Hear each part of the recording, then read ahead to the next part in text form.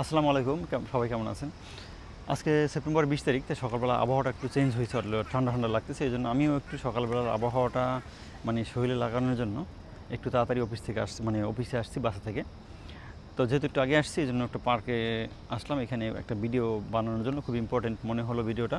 এদিনই খুব একটা সময় পাচ্ছি না। যাই হোক, আজকে এই বিষয় নিয়ে একটু আলোচনা করতে চাই। আজকের ইম্পর্টেন্ট বিষয়টা হলো যে ডিপেন্ডেন্ট ভিসার ক্ষেত্রে সিওই রিজেক্ট কী কারণে হয় এবং অ্যাম্বাসি রিজেক্ট কী কারণে হয়, এই দুটো বিষয় নিয়ে আজকে কথা বলতে চাই। তো আশা করি এই ভিডিওটা খুব ইম্পর্টেন্ট, আপনাদের কাজে লাগবে। যারা অ্যাপ্লাই করবেন ভবিষ্যতে, তারা ভিডিওটা দেখলে আশা করি আপনাদের এই বিষয়ে রিজেক্ট হওয়ার সম্ভাবনাটা একটু কম থাকবে। তো প্রথমে আমি সিওই রিজেক্ট কী কারণে হয় এইরকম বিষয় নিয়ে 4টা বিষয় নিয়ে আমি আলোচনা করব। একটা বিষয়, প্রথম যেটা বিষয় যে আপনি হলেন যে ট্যাক্স, যেহেতু যারা জব ভিসাতে আছে তাদের ক্ষেত্রে ট্যাক্স পরিশোধ করা খুবই জরুরি। তো যদি ট্যাক্স পরিশোধ আপনি না করে থাকেন, তাহলে কিন্তু আপনার সিওই আসার সম্ভাবনা থাকবে না।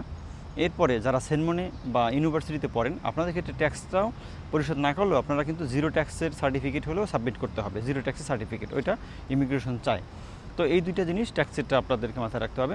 দ্বিতীয়ত হলো, যে কোম্পানিতে আপনি জব করেন, ওই কোম্পানিতে বা যে ইউনিভার্সিটিতে বা সেনমনে আপনি জব করেন, তাদের থেকে একটা কাজে আপনার হচ্ছে যে সার্টিফিকেট নিতে হয়। আপনি যখন এখানে জব করেন, যেটাকে জায়গা কুসুম ইস্যু বা জাইসু কুসুম ইস্যু জাপানি ভাষায় বলা হয়, এই ডকুমেন্টসটা আপনাদের ওখান থেকে নিতে হবে।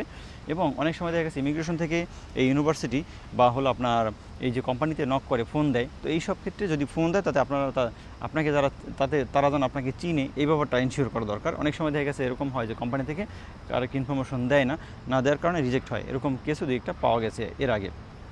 ওকে, এরপরে দুইটা বিষয় আলোচনা করলাম। তৃতীয় বিষয় হলো আপনার ম্যারেজ সার্টিফিকেটটা ইংলিশে হওয়া দরকার। জাপানিজ ম্যারেজ সার্টিফিকেট নিকেনামা, এই দুইটা লাগে, ইংলিশে লাগে। এটা বাংলাদেশ থেকে করে নিয়ে আসতে হয়। সেই ক্ষেত্রে এখানে কাজীর সিল সিগনেচার এবং হলো যে নোটারি করতে হয়। এই নোটারি ইনশিওর করা লাগবে, তাহলে আর সমস্যা হবে না নর্মালি। এছাড়াও ইনকাম কত আছে আপনার, তার উপর ডিপেন্ড করে সিওই আসাটা। অনেক সময় দেখা গেছে যে যদি শুধুমাত্র ওয়াইফ থাকে, তাহলে যে কোনো ইনকাম হলেই আপনার সিওই উঠবে। কিন্তু যদি বাচ্চা থাকে একটা, তাহলে কমপক্ষে 2,40,000 ইয়েন মান্থলি 2 লাখ ইয়েন, বাৎসরিক হলো 24 লাখ ইয়েনের মতো ইনকাম থাকা লাগে।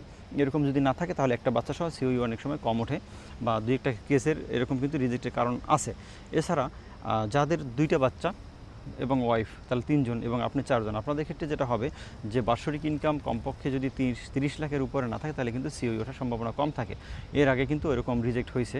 তো এই 4টা বিষয় আমি বললাম, যেটা হলো যে সিওই রিজেক্টের কারণ। এখন বলি অ্যাম্বাসি রিজেক্টের কারণ কী হতে পারে। অ্যাম্বাসি রিজেক্টের কারণ স্পেশালি 2টা কারণ আমি বলবো।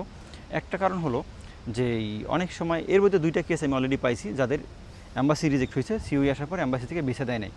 একটা ইম্পর্টেন্ট খুবই, এটা হলো যে যেই কাজী আপনাদেরকে বিয়ে পড়াইছে বা যেই কাজের মাধ্যমে আপনি প্রথম বিয়ে করছেন, আপনি ওই কাজীর যখন আপনি ইংলিশের ম্যারেজ সার্টিফিকেট এবং নিকাহনামাটা ইংলিশে করবেন, তখন ওই কাজীর সিল এবং সিগনেচারটা আপনার লাগবে।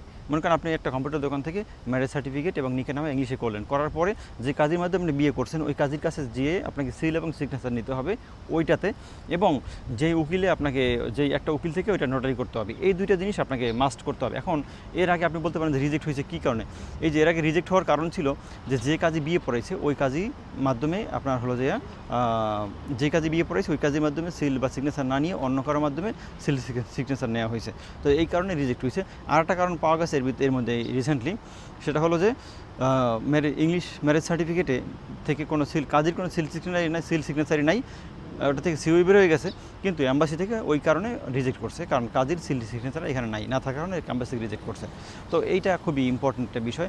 যেহেতু আবার অ্যাপ্লাই করতে পারো 6 মাস পরে, বাট করলেও এটা আবার একটা হ্যাসেল, আবার লং টাইমের একটা ব্যাপার থাকে। তো এই কারণে ম্যারেজ সার্টিফিকেটটা খুব ইম্পর্টেন্ট।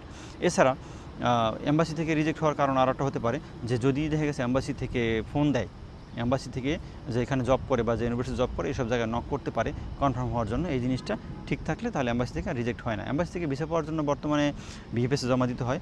ভিএফএসে অ্যাপয়েন্টমেন্ট নিয়ে ভিএফএসে ডকুমেন্ট জমা দিলে ওইখান থেকে আপনার হলো যে আপনার পেপারস বের হয়, ওই ভিএফএস থেকে অ্যাম্বাসি থেকে 15 দিনের মতো 10 দিনের মতো সময় ভিসা পাওয়া যায়। অনেক সময় একটু বেশিও সময় লাগতে পারে, বাট নর্মালি ভিসা রিজেক্ট হয় না যদি এই 2টা কাগজ ঠিক থাকে। যাই হোক, বিষয়টা খুব ইম্পর্টেন্ট ছিল। যদি ভালো লাগে অবশ্যই শেয়ার করবেন। আল্লাহ হাফেজ, ভালো থাকুন।